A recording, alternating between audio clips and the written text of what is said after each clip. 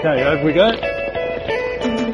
Ballooning harks back to a bygone era when the pace of life was much slower. This is certainly no fly-by-night operation, although it is extremely early in the morning.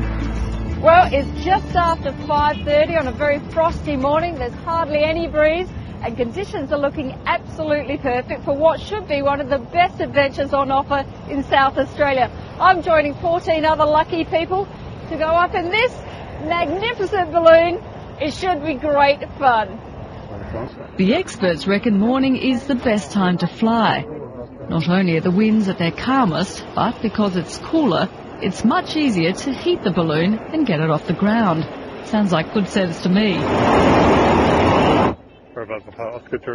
But perhaps the best reason of all for getting up before the crack of dawn is to experience the sunrise from several hundred feet above the Barossa Valley. It's an experience those on board are unlikely to ever forget.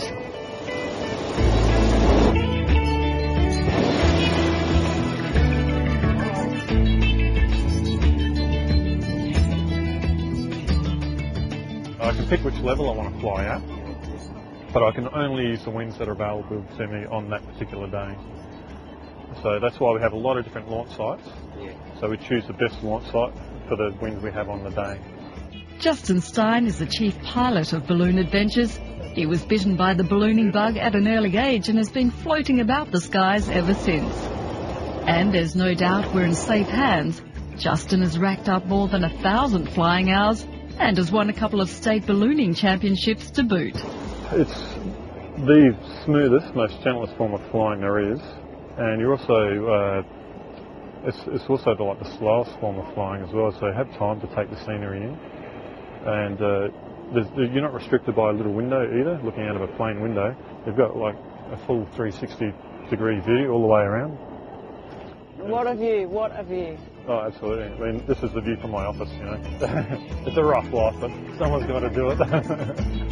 This is the biggest balloon in the state and can fit up to 16 passengers in the basket. That makes it ideal for a group celebration.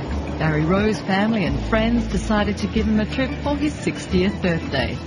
Did you have any nerves before you came up? Yes, I did. A little bit apprehensive, but I think everybody is. But it's not like flying in an aeroplane, you know. In actual fact, I think it's a lot better. It's certainly a lot smoother and a lot quieter, apart from when the burners go off.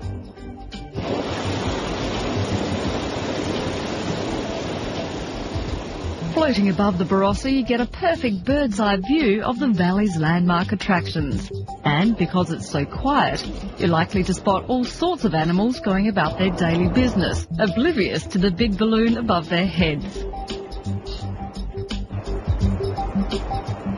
The tricky part these days is finding a clear landing spot. So much land is now under vine. With a nice big paddock coming up, Justin tells us to assume the landing positions. Okay, first bump coming up. We're told you don't land like this every time, but it certainly ends the ride on a high. Oh, that's more like it.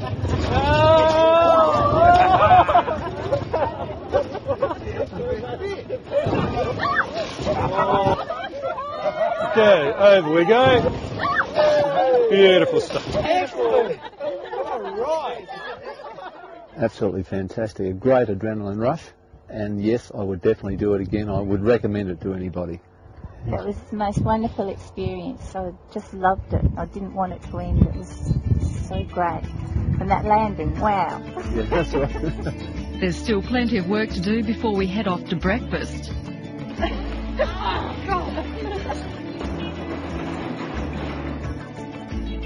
We're all now certified balloonatics, and we've certainly worked up an appetite in the process. And of course, the perfect way to finish off a perfect morning of ballooning is with a glass of the local bubbly and a spot of something to eat. Cheers or happy landings. Happy landings. Balloon Adventures has flown thousands of passengers since they started in 1986.